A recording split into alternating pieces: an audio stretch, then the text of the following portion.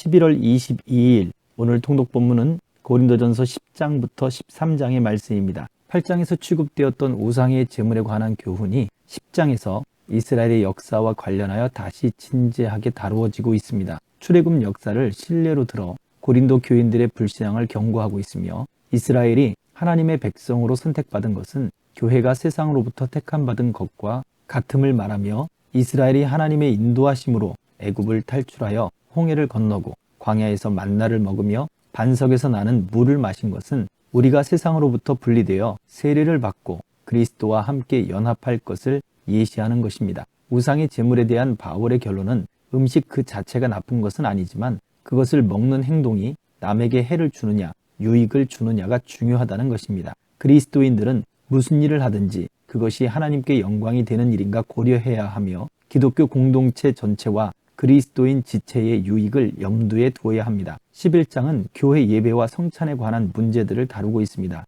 여인들이 머리에 너울을 쓰는 문제와 성만찬 음식에 관한 문제이지만, 이 두 문제들은 문화적 충돌과 상류층과 하류층의 계층적 충돌의 문제였습니다. 이 두 문제는 교회의 질서 문제 속에서 해석되어야 합니다. 하나님은 질서의 하나님이시며 화평의 하나님이시기에 교회의 예배에 있어서 무너진 질서를 회복하여 화평을 이루어야 한다는 것이 바울의 중심 사상이기 때문입니다. 여인들이 머리에 너울을 쓰는 문제는 남성 우위론을 펼치고자 함이 아닙니다. 고대의 여자의 머리는 흔히 정욕의 대상으로 여겨졌고, 지중해 동부의 많은 지역에서 여인들이 머리를 가리지 않을 경우 남자들의 성욕을 자극하는 것으로 여겨졌습니다. 심지어 팔레스타인에서는 얼굴도 가려야 했으나 멋진 머리 스타일을 자랑하고 싶어 했던 상류층 여인들은 이 풍습을 따르지 않았습니다. 따라서 교회 안에서는 상류층의 취향으로 인해 합당한 예절이 무시되는 데 대하여 하류층 사람들은 몹시 염려하게 되었고, 헬라와 로마의 두 영향 아래에 있었던 고린도는 헬라인이 예배 시에 머리를 드러내는 것과 로마인이 가리는 문화적 충돌의 문제였습니다. 또 하나의 대두되는 문제는 성만찬에 대한 그릇된 생각과 행동, 성만찬의 먹고 마심으로 인하여 부자와 가난한 자의 차별이 생겨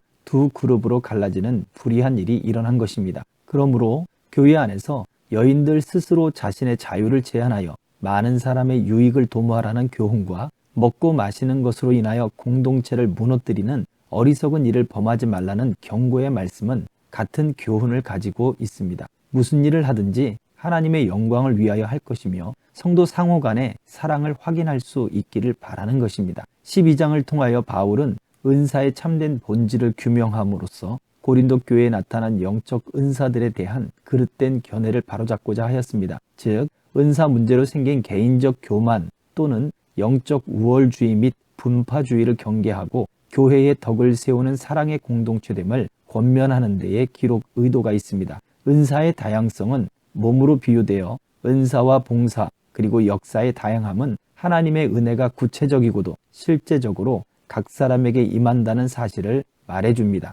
여기에서도 바울이 강조하는 것은 하나님께서 이토록 다양한 성령의 은사를 주신 것은 유익하게 하기 위함이라는 사실이었습니다. 그리스도인들은 풍성한 은사의 다양성을 잘 조화시켜 공동체의 유익을 도모해야 합니다. 이에 대하여 바울은 13장에서 가장 근본적이고도 소중한 사랑의 은사를 제시함으로써 영적으로 무지한 고린도 교인들의 환상과 교만을 여지없이 무너뜨리고 있습니다. 영적 은사를 올바로 활용할 수 있는 가장 좋은 방법은 사랑인 것입니다. 믿음과 소망은 사랑과 더불어 미래 세계에서도 지속됩니다. 그리스도를 신뢰하며 순종하는 믿음, 그리고 하나님 나라를 바라보며 견디는 소망은 그리스도인의 삶을 가능케 하는 본질적 요소입니다. 그러나 바울은 믿음과 소망보다 사랑의 가치가 더 크다고 말하고 있습니다. 이것은 사랑이 하나님 자신의 본질인데 비해 믿음과 소망은 하나님께 대한 인간의 신앙적 태도이기 때문입니다. 사랑은 하나님께로부터 비롯된 것이고 하나님 자신에 대한 분명한 현시입니다.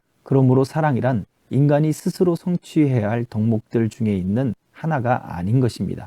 여기에 사랑의 영원한 위대함이 있습니다. 오늘도 주 안에서 이 사랑의 은혜들이 성령의 선물로 우리 모두에게 임하기를 축복합니다.